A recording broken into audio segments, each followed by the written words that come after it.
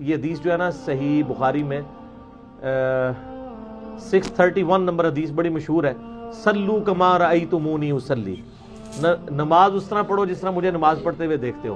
اس حدیث کے راوی ہیں مالک بن حویرث رضی اللہ تعالیٰ عنہ وعلیہ السلام، اور وہ اپنا واقعہ خود بیان کرتے ہیں کہ ہم کچھ نوجوان تھے جنہوں نے اسلام قبول کیا، پھر ہم 20 دنوں تک 20 دن اور راتیں نبی علیہ السلام کے پاس ہم نے مسجد نبوی میں گزاری، اور ہم نے آپ کو بڑا ملنسار اور بڑا خوش اخلاق پایا، اور 20 دنوں میں ہم نے آبزرو کیا کہ آپ علیہ السلام نماز کیسے پڑھتے ہیں، آپ کے دین کو سیکھا، اور کہتے ہیں چونکہ ہم نوجوان تھے تو ہمیں گھر کی یاد ستانا شروع ہوگی۔ یہ صحیح بخاری کے الفاظ ہیں۔ اس سے پہلے کہ ہم نبی علیہ السلام کو یہ کہتے، نبی علیہ السلام نے خود ہی آبزرو کیا کہ ان کو اب گھر یاد آ رہا ہے، تو آپ نے ہمیں خود ہی مشورہ دیا کہ اب تم واپس چلے جاؤ۔ ٹھیک ہے، ایک اچھا ٹیچر ایسا ہی ہوتا ہے کہ جو استاد کی جو کمزوری شاگرد کی ہائی لائٹ ہونے سے پہلے وہ استاد اس کو نا اس طریقے سے اسکیپ روٹ دے دیتا ہے۔ اچھا، آج تو لوگ کہتے ہیں نا کہ اگر میں حضور کا غلام ہوتا تو میں بس قدموں سے لپٹا رہتا۔ نا، تو آج نہیں رفع الیدین کرتا، ادو کہ تو کتنے کرنا سی۔ آج تجھے قرآن دی سے ایاک نعبد و ایاک نستعین دکھاتے ہیں، تو آج بابوں کو پکارنا نہیں چھوڑتا، اس وقت تو نے کب چھوڑنا تھا؟ یہ صرف شعر ہیں، اور یہ کہنا آسان ہے، اس پہ عمل کرنا بڑا مشکل ہے۔ انسان تو انسان ہے نا، اکتاہٹ تو اس کے اندر اللہ تعالیٰ نے رکھ دی ہے بلٹ ان۔ تو کہتے ہیں 20 دن کے بعد نبی علیہ السلام نے ہمیں واپس بھیجا، اور میں دیکھنا واپس جاؤ تو اذان دینا، اس کے بعد نماز کے لیے تم میں جو عمر میں بڑا ہو وہ تمہاری نماز میں امامت کروائے۔ یہ پوری حدیث ہے مالک بن حویرث کی۔ اس حدیث کی شرح میں آپ فتح الباری میں دیکھ لیں، اس میں بھی لکھا ہے کہ غزوہ تبوک کے قریب کا یہ واقعہ ہے۔ غزوہ تبوک ہوا ہے رجب 9 ہجری میں، اور رجب 9 ہجری میں غزوہ تبوک ہوا ہے، اس کے آلموسٹ 8-9 مہینے کے بعد نبی علیہ السلام کی وفات ہو گئی ہے۔ ٹھیک ہے جی، تو آپ صلی اللہ علیہ وآلہ وسلم 8-9 مہینے پلس 1 سال کر لیں، تقریباً 1.5 سال بنتا ہے، کیونکہ 11 ہجری کے شروع میں وفات ہوئی ہے نا، 10 کا پورا سال کر لیں اور یہ 6-7 مہینے یہ کر لیں، 1.5 سال بعد، یعنی یہ بالکل آخر میں مسلمان ہوا ہے۔ تو یہ آپ کو اسماء الرجال کی کتابوں میں ملے گا، آپ کھول کے دیکھ لیں، اگر آپ کو کہیں ملتا ہے کہ غزوہ بدری سے صحابی ہیں یا صلح حدیبیہ کے، تو لے کے آئیں، اسماء الرجال کتابوں میں موجود ہے۔ یہ اس لیے ان کو تکلیف ہوتی ہے کہ انہوں نے اپنی پبلک کو یہ کہانی کرائی ہوئی تھی کہ مکے کے اندر رفع الیدین ہوتا تھا، مدینے میں بت رکھ کے آتے تھے تو وہ مدینے میں ختم ہو گیا۔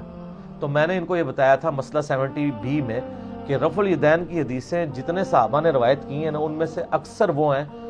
جو فتح مکہ کے بعد بھی مسلمان ہوئے ہیں۔ آپ تو ہجرت مدینہ کی بات کر رہے ہیں، نبی علیہ السلام کی وفات سے 1.5 سال 2 سال 3 سال پہلے جو مسلمان ہوئے ہیں نا، وہ صحابہ رفع الیدین کی حدیثیں بیان کر رہے ہیں۔ اٹ مینس کہ انہوں نے نبی علیہ السلام کو اس وقت رفع الیدین کرتے ہوئے دیکھا۔ فتح مکہ کے موقع پہ وائل بن حجر مسلمان ہوئے ہیں، اور سن نسائی ابو داؤد کھول کے دیکھ لیں، وہ کہتے ہیں میں نبی علیہ السلام کو رکوع میں جاتے وقت اٹھتے وقت رفع الیدین کرتے دیکھا، پھر میں 1 سال بعد سردیوں میں دوبارہ آیا، یعنی 9 ہجری کے اندر، تو میں نے دیکھا آپ علیہ السلام اور آپ کے صاحب چادروں کے اندر سے بھی رفع الیدین کرتے تھے۔ پھر ابو حمید سعدی کی جو 10 صحابہ والی حدیث ہے، جو اب اہل حدیث بھی ڈرتے ڈرتے بیان کرتے ہیں کیونکہ اس سے ارسال الیدین ثابت ہو رہا ہے۔ پہلے تو وہ کہتے تھے دیکھو جی 10 صحابہ کی حدیث 11ویں وہ، تو اس میں ابو حمید سعدی جب کہتے ہیں میں تم سب سے زیادہ نبی علیہ السلام کی نماز جانتا ہوں، تو 10 صحابہ کیا کہتے ہیں کہ آپ نے تو بڑی تھوڑی صحبت حضور علیہ السلام کی ہے، آپ کس طرح دعویٰ کر رہے ہیں کہ آپ زیادہ نماز جانتے ہیں؟ یعنی بالکل آخر میں مسلمان ہوئے، آخر میں مسلمان ہو کے انہوں نے وہ نماز روایت کی ہے جو رفع الیدین کے ساتھ ہے، اور پھر انہوں نے اس کے اینڈ پہ باقی صحابہ بھی کہتے ہیں کہ نبی علیہ السلام بھی ایسا ہی اسی طریقے سے نماز پڑھا کرتے تھے، اور میں اس کے ساتھ بولتا ہوں کہ وفات تک پڑھا کرتے تھے، اس لیے کہ نبی علیہ السلام کی وفات کے بعد 11 صحابہ ایک جگہ مجلس کر کے ایک دوسرے کو نماز سکھا رہے ہیں، تو وہ نماز سکھائیں گے جو منسوخ ہو چکی ہوئی ہے، یا وہ سکھائیں گے جو نبی علیہ السلام پڑھا کرتے تھے؟ پڑھا کرتے تھے۔ آج اپنے بچے کو آپ کیا پہلے غلط نماز سکھائیں گے، اس کے بعد کہیں گے یہ تو منسوخ ہو گئی تھی، اب یہ صحیح نماز سیکھو؟ خود دیکھیں لاجیکل ہے، وہ کہتا نہیں خود سے اپنے سال لگا لیتا ہے جی وفات تک امپلائیڈ ہے، خود سے نہیں لگتا، الفاظ بول کے زبان حال سے کہہ رہے ہوتے ہیں، اور وہ امپلائیڈ ہوتے ہیں۔ قرآن پاک میں بھی کئی ایک جگہ پہ آپ کو آیات ملیں گی جن میں الفاظ امپلائیڈ ہوتے ہیں، اور یہ عربی کا اسلوب بھی ہے۔ آپ سورہ الزمر اٹھا کے دیکھ لیں، اس میں اللہ تعالیٰ نے کئی ایک باتیں کر کے نا یعنی پہلے فرمایا کہ بھلا بتاؤ تو جو شخص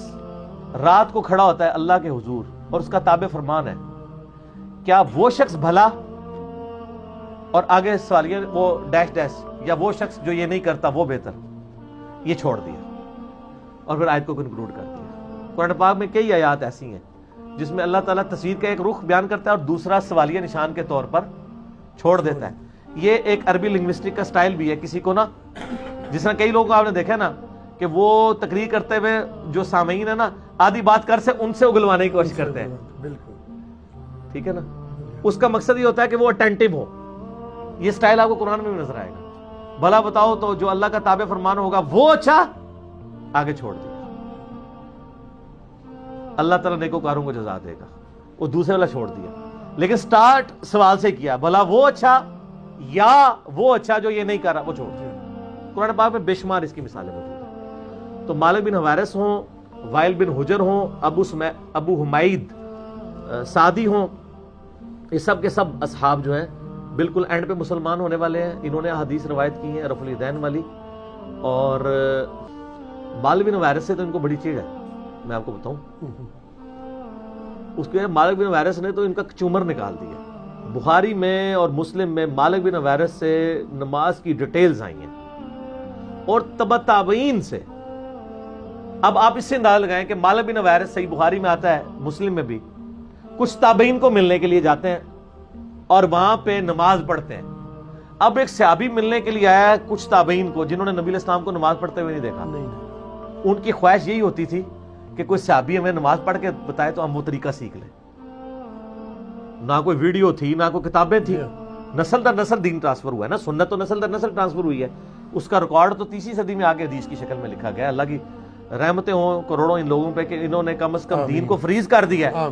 ورنہ نسل در نسل تو جو ہمارے بابے یہاں دین دے کے گئے ہیں تو بیڑا ہی غرق کر گئے ہیں۔ آج ہم کم از کم 1200 سال پہلے تو دین فریز ہوا ہوا بخاری مسلم میں دیکھ سکتے ہیں نا، تو وہ سنت ٹرانسفر ہو رہی تھی۔ اب وہ ابو قلابہ تابعی سے وہ تبع تابعین پوچھتے ہیں کہ جب مالک بن حویرث صاحب کو ملنے آئے تو انہوں نے نماز کیسے پڑھی تھی؟ انہوں نے کہا کہ ان کی نماز ایسی تھی کہ رکوع جب نماز شروع کرتے تو ہاتھ وہ کندھوں تک اٹھاتے، رکوع میں جاتے تو کندھوں تک اٹھاتے، رکوع سے سر اٹھاتے تو کندھوں تک ہاتھ اٹھاتے، اور طاق رکعتوں میں جب تک وہ بیٹھ نہیں جاتے تھے دوسری رکعت کے لیے کھڑے نہیں ہوتے، یعنی جلسہ استراحت، اور تیسری رکعت بھی رفع الیدین سے شروع کرتے۔ اور ایک بخاری کے طریق میں آتا ہے کہ جب وہ تشہد سے اٹھتے یا پہلی رکعت میں دوسرا سجدہ کر کے بیٹھ کے اٹھتے تو زمین پر اعتماد کر کے اٹھتے۔ جو یہ انفیوں نے جعلی کہانی بنائی ہے کہ نبی علیہ السلام بوڑھے ہو گئے تھے، اٹھا نہیں جاتا تھا، نعوذ باللہ، اور پھر اینڈ پہ مالک بن حویرث اس حدیث میں کہتے ہیں کہ میرا نماز کا ارادہ کوئی نہیں تھا، میں نے جان بوجھ کے نماز پڑھی ہے تاکہ تمہیں سکھاؤں کہ نبی علیہ السلام کی نماز کا طریقہ کیا ہے۔ اور کون شخص کہہ رہا ہے؟ جس کو نبی علیہ السلام فرمایا سلو کما رأیتمونی اصلی، مالک بن حویرث نماز ویسے پڑھنا جسے مجھے پڑھتے ہوئے دیکھی ہے۔ اس نے یہ بات ایسی پلے باندھی ہے کہ وہ تابعین کے پاس جاتا ہے تو جا کے ان کو نماز سکھاتا ہے، اور کون سی سکھاتا ہے؟ رفع الیدین کے ساتھ، جو کہتے ہیں چھوٹا مسئلہ ہے۔ چھوٹا مسئلہ ہے تو آپ بھی چھوڑ دینا عید کا رفع الیدین، پہلا چھوڑ دیں، وطروں کا چھوڑیں، چھوٹا تو پہلا بھی چھڈو، وہ جی سنت ہی ہے نا، کر لو تو ثواب، تو پہلا بھی چھڈ دیو، کدے ثواب بھی لو نا چھڈنے والا، صرف فرقہ واریت کی لعنت ہے۔